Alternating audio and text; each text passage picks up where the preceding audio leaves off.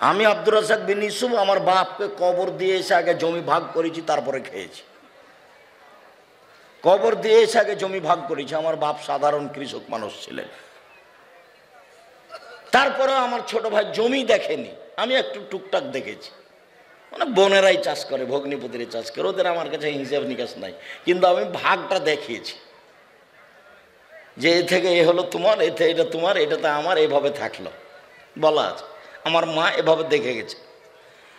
কবর দিয়ে এসে আগে জমি ভাগ করার পরে আমরা খাওয়া দাওয়া করেছি। আর আপনার বাপ মারা 10 বছর হলো, এখনো জমি ভাগ হয়নি কেন? কুকুর শ্রীগাল হয়ে বেঁচে থেকে লাভ নেই, মরণ একদিন হবে। বয়স ছিল একদিন দেখছিলাম 20, এখন দেখছি 40, হঠাৎ দেখছি বয়স 60, তার মানে সময় শেষ। এই তো বয়স, এই যে কি করবেন? কেন ছোটাছুটি করে বেড়াচ্ছেন? কেন নির্বাচনে দৌড়াদৌড়ি করছেন? একটা বদ মানুষের এইভাবে আপনি প্রশংসা করছেন, অমুকের চরিত্র ফুলের মতো পবিত্র। তোর চরিত্র ফুলের মতো কি না এটা কে জানে? আল্লাহ। তুমি যে এভাবে চিল্লাচিল্লি করছো, তো এইটাই তো তোমার জাহান্নামে যাওয়ার জন্য যথেষ্ট। তুমি তাহাজ্জুদ পড়ার, হজ করে যাই করো করো। 3, কোরআন তেলাওয়াত করতে হবে যে কোনো মূল্যে। 24 ঘন্টায় একবার না একবার কোরআন মাজিদ পড়তেই হবে। কিছু না পারলে কি পড়তে হবে? সূরা ইখলাস, ফাতিহা কেন, সূরা ইখলাস 3 বার। কুল হুয়াল্লাহু আহাদ, আল্লাহুস সামাদ, লাম ইয়ালিদ ওয়া লাম ইউলাদ ওয়া লাম ইয়াকুল লাহু কুফুয়ান আহাদ। 3 বার বলবে, একবার কোরআন মাজিদ পড়ার সময় নেকি হয়ে যাবে। আপনি নেকি ব্যাগ ভরে নেন না, তার কি অভাব পড়েছে? আপনি তো মুখই খুলেন না। এশার সালাত আদায় করে এসে মাথায় টুপি আছে, দোকানে বসে আছেন, ল্যাংটা মেয়ে আসছে, ও নাকি পরহেজগার মানুষ, ধর্ম পাগল হয়ে গেছে, ও নাকি পরহেজগার মানুষ, বসে আছে দোকানে। 4 নম্বর, 2 জন যেখানে বসে আছে সেখানে বসতে পাবেন না, বসাই নিষেধ। ওরই নাম আড্ডা পিটা। দোকানে যাবেন, আসসালামু আলাইকুম আহমদ, ওই আমি 1 কেজি লবণ দাও তো, আর 100 মরিচ, বাজার নেওয়া হয়ে গেছে, আসসালামু আলাইকুম, গেলাম। এই পর্যন্ত সময় আপনি দোকানের সামনে থাকতে পাবেন। আপনি ঘন্টার ঘন্টা বসে আছেন, শয়তানও আপনাকে ভালো বলবে না, ভালো মানুষ তো বলবেই না। শয়তানকে যদি বলা হয় যে এ ভালো নাকি, তো বলছে না, ও তো খারাপ, ও তো বসে এখানে আড্ডা পিটে এনে বসে থাকে। আমরা জীবনে কোনোদিন 4 স্টলে বসিনি, বেঁচে আছি তো আমরা, জীবনে কোনোদিন বসিনি। প্রতিষ্ঠানের ভিতরে 4 স্টল আছে, তা আমি যখন যাই তখন খুব চিৎকার করে ডাকে, আসেন আসেন আসেন, একটু ভিতরে বসেন, একটু চা। না, আমি ওইটা বলতে আসিনি, চা খেতে আসিনি। আমি বলছি দেখো, যা জিনিস বানাবো ভালো করে বানায়ও, ছাত্ররা অভিযোগ করলে তোমাকে চলে যেতে হবে, এইটা তোমাকে বলতে এসেছি। তুমি ব্যবসা করো, থাকো, খাও, তাতে আমার কোনো আপত্তি নেই, কিন্তু ওদের অভিযোগই গ্রহণ হবে, তুমি এটা মনে রেখো। ওরা যে অভিযোগ করবে সেটাই গ্রহণ হবে, এটাই ঠিক। কর্মচারীকে বলা আছে যে ভালো থাকো, ভালো খাও, ভালো ডিউটি করো। যদি ডিউটিতে অভিযোগ আসে তাহলে কাজ করা যাবে না।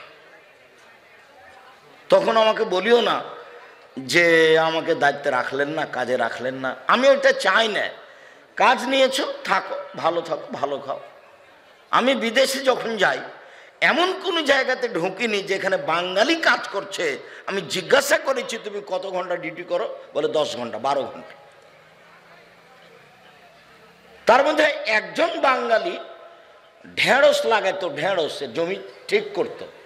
তো বলছে যে আমি থাকতে পারিনি, পালিয়ে এসেছি এই জন্য যে আমি খেতে বসেছি, 8টায় ডিউটিতে যেতে হবে, তো 8:03 বেজে গেছে।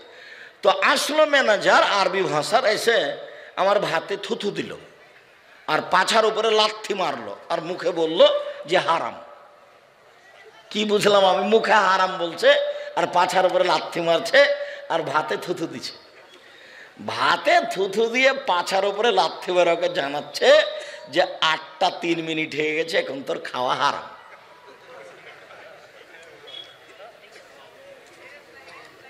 এর নাম বিদেশে কাজ। ওটা এদেশেও আছে, বিমানবন্দরে আছে, ডিউটির 19-20 নেই। বিমানবন্দরে ঢুকলেই যারা টয়লেট পরিষ্কার করে তারা ডান্ডাটা হাতে করে দৌড়িয়ে চলে আসে আমার কাছে, যে সালাম দেয়। তাই আমি বললাম যে ডান্ডাটা হাতে করে এলে কেন? তো বলছে যে হাতে না থাকলে বেতন কাটা যাবে, পরিষ্কার করা ডান্ডাটা। আর আমি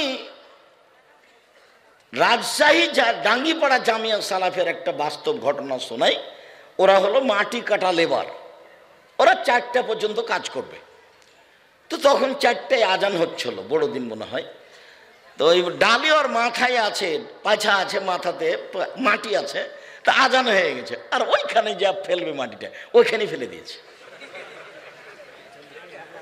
জি জি, মানে সময় হয়ে গেছে, সময় হয়ে গেছে, সেই জন্য এই মাটিটি আর ওখানে নিয়ে যাবে না, এখানে ফেলে দিয়েছে।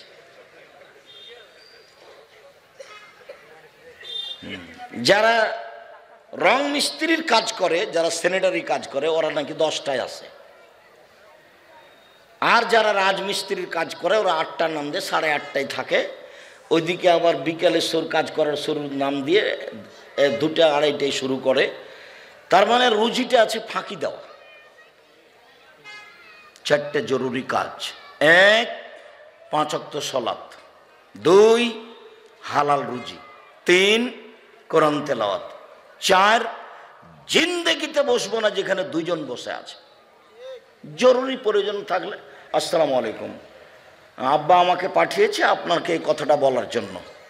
তো আব্বা এই বলেছেন, বা আপনার সাথে আমি একটা কথা বলার জন্য এসেছি, এই কথা শেষ, আসসালামু আলাইকুম, আমি গেলাম। আড্ডা পিটা চিরদিনের জন্য হারাম। তাতে আমি একটা ছোট্ট বাক্য বলে রেখেছি যে আড্ডা পিটা মানে কারোর বদনাম হচ্ছে। বদনাম হচ্ছে খালি যদি আপনি বলেন ঠিকই বলেছিস, আসলেই খারাপ। তা আপনি যে বলে দিলেন ঠিকই বলেছিস, আসলেই খারাপ, এই আসলেই খারাপ ঠিকই বলেছিস, এই পাপটা আপনি এক পাল্লায় দেন, আর পুরো জীবনের তাহাজ্জুদ পড়ার হজ করা পাপ এক পাল্লায়, নেকি এক পাল্লায় দেন। এটা ভারী হবে। কেন? এটা বদনাম। এটা কি বদনাম? ওরা চলমান চেয়ারম্যানের বদনাম করছিল। তো আমি যে বসলাম, তো কিছুক্ষণ পরে 2 মিনিট 1 মিনিট পরে আমি বলছি, আসলে ঠিকই বলেছিস, এই বর্তমান চেয়ারম্যান আসলেই খারাপ। এর জবাব কি? আজকে ওই কি বলছে যে এমপি নমিনেশন দিয়েছে, তো ওই চিরির বন্দরের ওরা খুব, যার ওরা নমিনেশন পেয়েছে তার খুব প্রশংসা করছে। তা আমাকে খুব ভালোবাসে, তখন আমাকে বসে রেখেছে ওখানে। কি খাওয়ার দিচ্ছে, খুব ভালোবাসা দেখাচ্ছে। তা বলছি আপনারা যেই প্রশংসা করছেন এর যে কি হবে আল্লাহ ভালো। আড্ডা পিটবেন না দিনী ভাই বোন। সুদ মহাপাপ, দুনিয়াতে তার শাস্তি উল্লেখ নেই। কেউ যদি অবিবাহিত অবস্থায় জেনা করে তাহলে তাকে 100 লাঠি পিটিয়ে এলাকা থেকে 1 বছরের জন্য তাড়িয়ে দিতে হবে।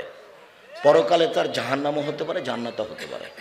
এর চেয়ে বড় পাপ আছে, কিন্তু শাস্তি এরকম নয়।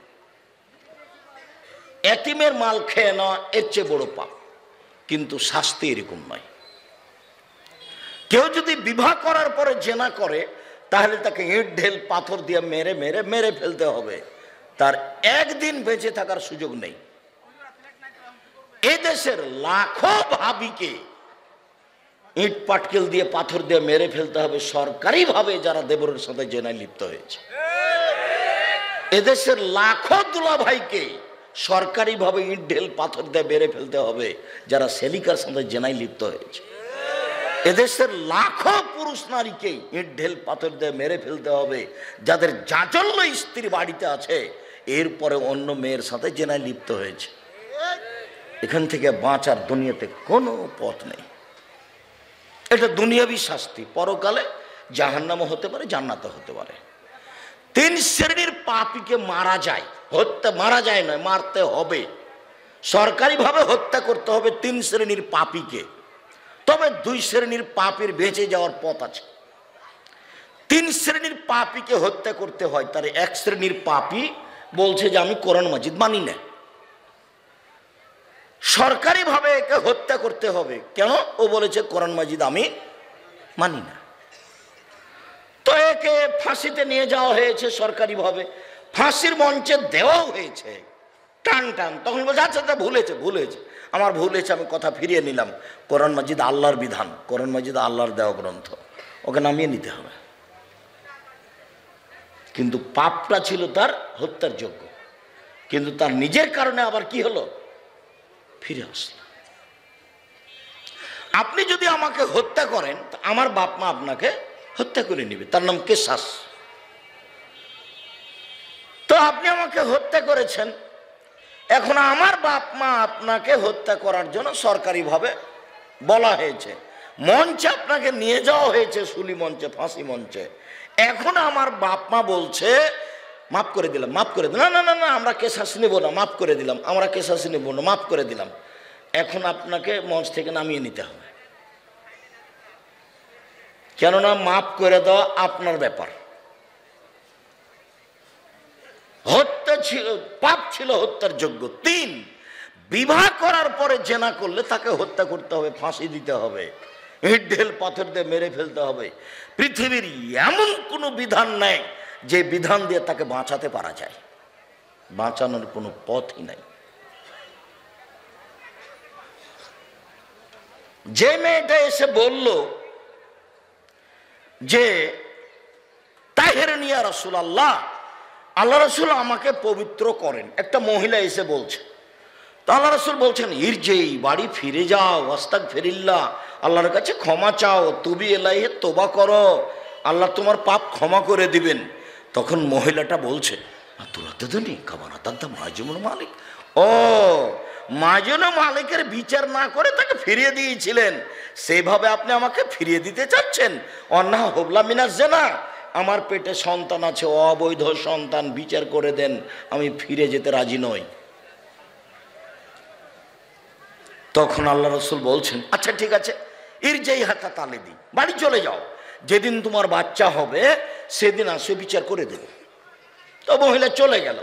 মুসলিম গ্রন্থে এসেছে যে সবে মাত্র বাচ্চা জন্ম নিয়েছে, সেই বাচ্চাকে তেনাতে জড়িয়ে নিয়ে, ন্যাকড়াতে জড়িয়ে নিয়ে রাসূলের দরবারে এসে বলছেন এ দেখেন বাচ্চা প্রসব হয়েছে, বিচার করে দেন।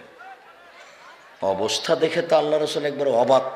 আল্লাহ রাসূল বলছেন ইরজাই, বাড়ি ফিরে যাও, ফারদাই হে, বাচ্চাকে দুধ খাও, হাত্তা তাতমি হে, যখন বাচ্চা দুধ ছেড়ে দিবে নিয়ে আসিও, বিচার করে দেব।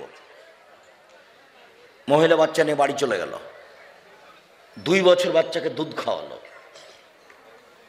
দুধ মা প্রমাণের জন্য 2 বছর সময়সীমা।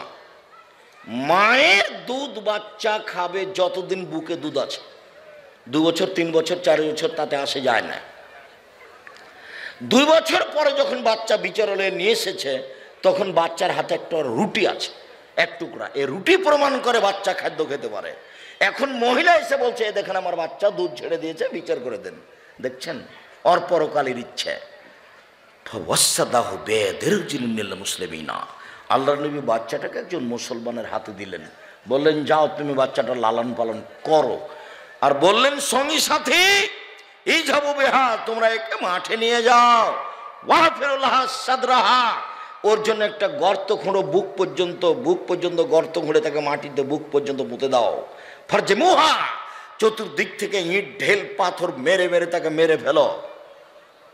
বুক পর্যন্ত মাটিতে পুঁতে দিয়ে আমরা চতুর্দিক থেকে ইট ঢেল পাথর মারতে লাগলাম।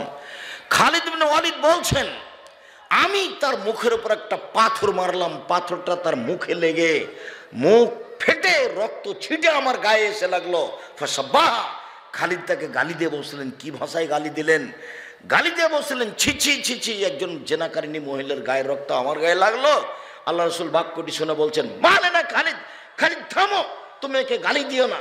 লাগা তাওবাত তাওবাতাল্লাহ সাহেব সুমাকসাল্লাহ গোফেরালাহ। এ মহিলা আল্লাহর দরবারে এত ক্ষমা ভিক্ষে চেয়েছে, এত কান্নাটি করেছে, পাপী থেকে পাপী, বড় থেকে বড় পাপী যদি এইভাবে তওবা করে তাহলে তার পাপ ক্ষমা করা হবে। খালিদ একে গালি দিও না। হাদিস বুখারী মুসলিম। ওই যে কথা বলছে, তোমরা যারা দায়িত্ব পালন করছো শুনতে পাও না? রংপুরের সাথে লাগা দিনাজপুর, কবে যেন রংপুরে প্রোগ্রাম করলাম, 2 রাত বা 3 রাত হচ্ছে, 80 জন পাহারাদার ঠিক করেছে, 80 জন, আর 30 জন হচ্ছে মহিলা পাহারাদার।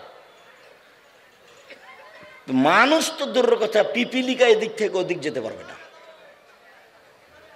হাই স্কুলের হেডমাস্টার জিম্মেদারি নিয়েছে, যত আনসার বাহিনী এলাকায় আছে সবকে ডেকে নিচ্ছে, সবাই পাহারা দিচ্ছে।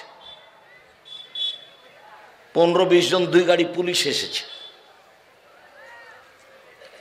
আমি এখানে কথা বলছি, ও নিজের মতো হইচই করে দৌড়িয়ে বেড়াচ্ছে, তাহলে এখানে কথা হবে? তো আপনারা যারা আমাদেরকে দাওয়াত দিলেন, এরকম আমরা কি মগের মুল্লুকের মানুষ, জঙ্গলের মানুষ নাকি? আমরা জঙ্গল থেকে উঠেছি, সেখানে হইচই করে চলে যাব?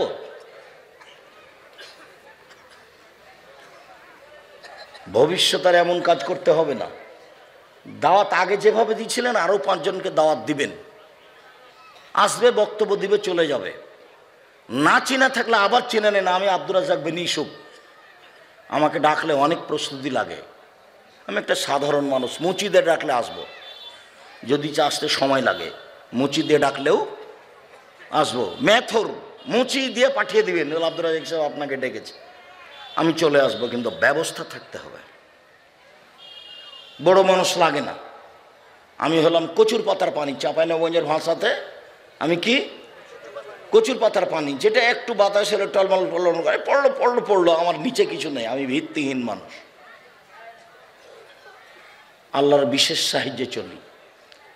এই ছেলেরা, প্রতিষ্ঠানের ছেলে যারা আছো, বড় ছেলে আছে কিনা এখান থেকে পাহারা দাও তো, শেষ পর্যন্ত দেখো তো যে পিছন দেখতে হাঁটো, যারা ছোটাছুটি করছে, দৌড়াদৌড়ি করছে, গল্প করছে, এদেরকে ঠেকাতে পারো কিনা। যারা আপনারা শিক্ষক, আপনাদের ছেলে মেয়ে, একটু আপনারা মুখে কথা বলবেন না, সবাইকে হাতের ইশারা দিয়ে ঠেকানোর চেষ্টা করবেন। আমি এখানে যেটা দেখাতে চেয়েছি সেটা বুঝতে পেরেছেন কি না? আল্লাহর নবী বুঝতে পেরেছেন যে এই লোকটার পাপ ক্ষমা হয়ে গেছে। আল্লাহর নবী নিজে তার জানাজা দিয়েছেন, কাফন দাফন করেছেন। তো কই, তাকে তো বলতে পারলেন না, যাও তোমার পাপ ক্ষমা হয়ে গেছে, তোমার বিচার হবে না। আমি এই কথাটা মূলে বলতে চেয়েছি। পৃথিবীর সবচেয়ে বড় মানুষকে বলেন তো? মুহাম্মদ সাল্লাল্লাহু আলাইহি সাল্লাম। জান্নাতের গেটে লেখা আছে, সর্বপ্রথমে মুহাম্মদ সাল্লাল্লাহু আলাইহি সাল্লাম জান্নাতে ঢুকবেন। যখন উনি দরজায় গিয়ে আঘাত করবেন, তো ভিতর দিকে একজন ফেরেশতা দাঁড়িয়ে আছেন, সেই দিন থেকে যেদিন তৈরি করেছেন। ফেরেশতা পিছন ভিতর থেকে বলবেন, কে? তখন মুহাম্মদ সাল্লাল্লাহু আলাইহি সাল্লাম বলবেন, আমি মুহাম্মদ। তখন উনি বলবেন যে শুধুমাত্র আপনার জন্য এই দরজাটা খোলা হবে, এই আদেশ দিয়ে আমাকে এখানে দাঁড় করা হয়েছে, আপনি ছাড়া এই দরজা আর কারোর জন্য খোলা হবে না। ইনি মুহাম্মদ সাল্লাল্লাহু আলাইহি সাল্লাম, পৃথিবীর সবচেয়ে বড় মানুষ। একটু বলতে পারলেন না, যাও জেনা করেছো তো কি হবে, তোমার পাপ ক্ষমা হয়ে গেছে, আরে আমি নিজেই জানাজা দিচ্ছি, চিন্তা করো না। তো তিনি এত বড় মানুষ, তার পাপটা মাফ হয়ে গেছে বুঝতে পারার পরেও শাস্তি মাফ করতে পারলেন না। তার মানে বিবাহ করার পরে জেনায় লিপ্ত হলে বেঁচে থাকার পৃথিবীতে কোনো পথই নেই, পৃথিবীতে কোনো পথই নেই। আপনারা এইসব কি করতে হবে? তওবা করেন, পাপ ক্ষমা হতে পারে। এই পাপ তো আর ওই দোকানে বসে যেটা করেছিলেন সেটা নয়, দোকানেরটা এর চেয়ে ভারী। এইটা আব্দুর রাজ্জাক সাহেব কিভাবে বললেন একটু বুঝিয়ে বলেন তো। আহা, জেনা কার সাথে জড়িত? আল্লাহর সাথে। আল্লাহকে বলেন ভুল হয়েছে, উনি মাফ করে দিবেন। কিন্তু আরে ঠিকই বলেছো তুমি, ওই চেয়ারম্যান আসলেই খারাপ। তো এইটা পাপ কার সাথে লেগে গেল? এবার চেয়ারম্যানের সাথে। এখন তো আর হজ করে ক্ষমা হবে না, এখন তো তওবা করে ক্ষমা হবে না। চেয়ারম্যানের হাত ধরে বলতে হবে, দোকানে বসে আপনার একদিন বদনাম করেছিলাম, দয়া করে আমাকে মাফ করে দেন, অন্যথায় বিচারের মাঠে এই পরিমাণ নেকি দিতে হবে। নেকি না থাকলে চেয়ারম্যানের পাপ নিতে হবে, ফলাফল জাহান্নাম হবে, এরই নাম বিচার। নেশাদার দ্রব্য পান করলে দুনিয়াবী শাস্তি আছে 80 লাঠি। কেউ যদি কারো প্রতি অপবাদ লাগায়, এই ছেলেটা জেনা করেছে, এই মেয়েটা জেনা করেছে, তাকে সমাজে করার জন্য, হেউ করার জন্য, মিথ্যা, একে 80 লাঠি পিটাতে হবে। যে অপবাদ লাগিয়েছে তাকে 80 লাঠি পিটাতে হবে। জাহান্নামও হতে পারে, জান্নাতও হতে পারে। অপবাদ খুব খারাপ। জেনাতে সাক্ষী লাগে 4টে। আমি বললাম কাজী সাহেবকে, কাজী সাহেব, আপনার যে বিবাহ রেজিস্ট্রি করা খাতাটা আছে, ওই খাতার পাতাটাকে টয়লেট পেপার হিসাবে ব্যবহার করতে হবে। হ্যাঁ, আপনি এত বড় কথা বলছেন, আমার রেজিস্ট্রি খাতার টয়লেট পেপার হিসাবে ব্যবহার করতে হবে। ইন্না লিল্লাহি ওয়া ইন্না ইলাইহি রাজিউন। আপনি খেপছেন কেন? আল্লাহর নবী বলেছেন বিবাহের জন্য 2জন সাক্ষী লাগে। বিবাহের জন্য 2জন সাক্ষী লাগে। আর জেনা প্রমাণের জন্য কয়জন লাগে? 4 জন। তো আপনার খাতাতে সাক্ষীর জায়গায় 4টা না 2টে? তোমরা 4টে। তা আপনি বাপের উপস্থিতিতে বিবাহ দিলেন, তো এটাকে আপনি জেনা প্রমাণ করছেন? থেমে গেছে তখন। 4টা সাক্ষী কেন?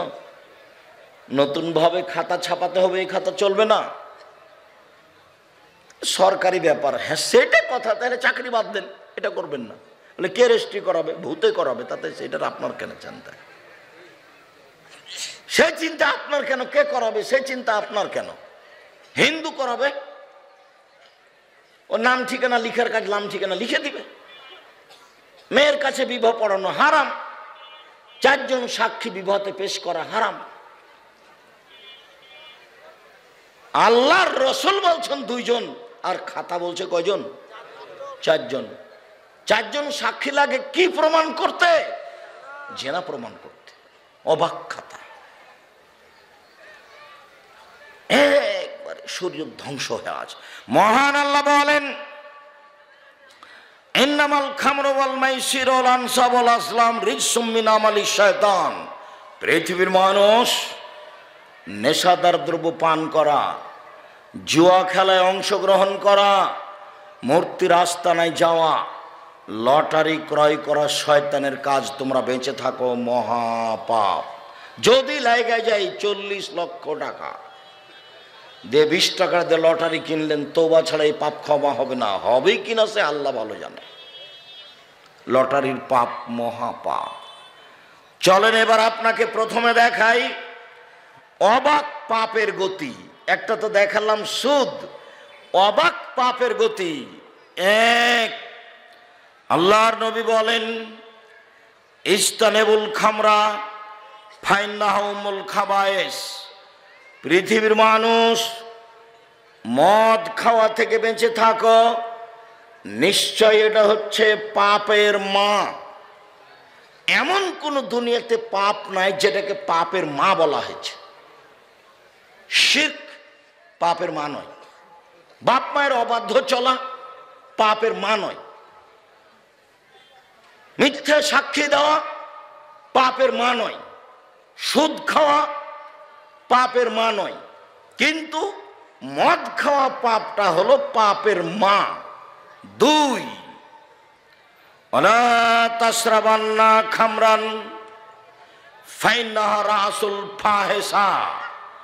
পৃথিবীর মানুষ মদ খায় না, নিশ্চয় এটা হচ্ছে পাপের মাথা। 3, ওয়ালা তাশরাবিল খামরা ফাইন্নাহু মিফতাহু শাররে। পৃথিবীর মানুষ মদ খায় না, এটা হলো পাপের চাবি। এক অংশ শেষ হলো বক্তব্যের। আর কোনো পাপ এরকম পাবেন না। মদ খাওয়ার একটা হাদিস হলো এটা হলো পাপের চাবি, একটা হলো এটা পাপের মাথা, একটা হলো এটা পাপের মা। এ দিয়ে আল্লাহ নবী বুঝাতে চেয়েছেন মদ খাওয়া পাপ এমন পাপ যা দিয়ে সব পাপ করা যায়। যখন মস্তিষ্ক বিকৃত হয়ে যাবে তখন মার সাথে জেনা করবে, সব পাপ করতে পারবে, তার নাম মদ। এক অংশ শেষ করলাম। দুই, রাসূল সাল্লাল্লাহু আলাইহি সাল্লাম বলছেন, মান শারেবাল খামরা ওয়া সাকেরা লাম তুকবাল্লাহু সালাতুন আরবাইনা লাইলা। কেউ যদি নেশাদার দ্রব্য পান করে 40 দিন তার সালাত নামাজ কবুল হবে না।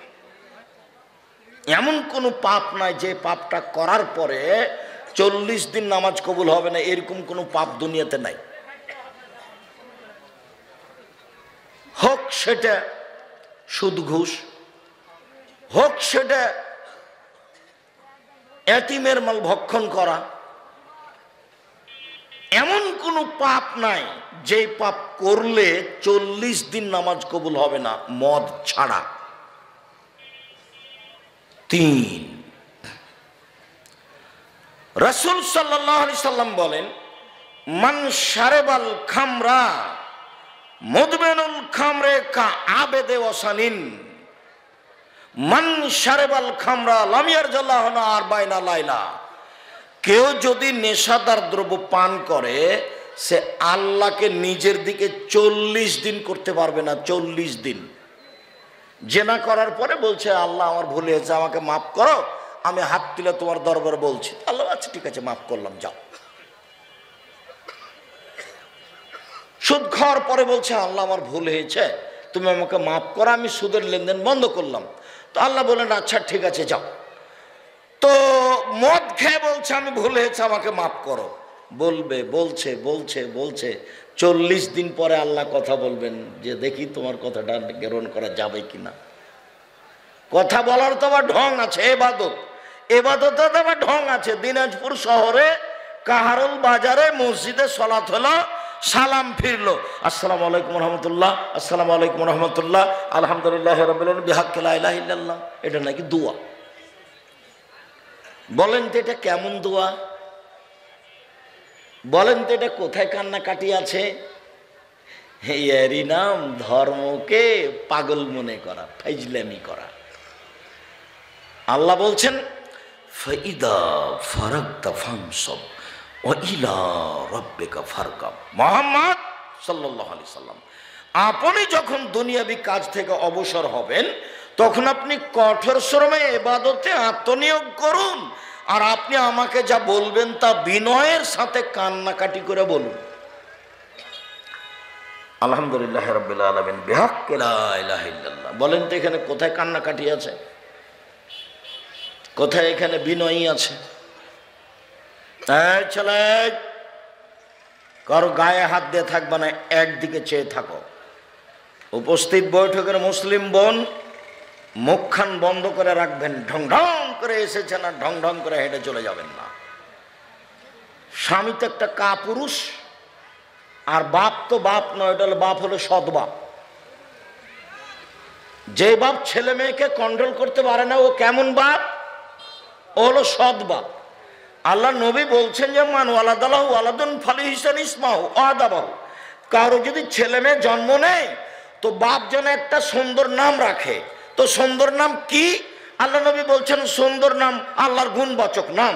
আব্দুল্লাহ, আব্দুর রহমান, আব্দুর রহিম, আব্দুল সত্তার, আব্দুল জব্বার, আব্দুল খাবির, আব্দুল গনি, আব্দুল মগনি, আব্দুল হামিদ, আব্দুল সত্তার, এগুলোর নাম। আর না হলে নবীদের নাম আদম, ইয়াকুব, ইসমাইল, ইসহাক, মুসা, সুলাইমান, এগুলো নাম রাখবে।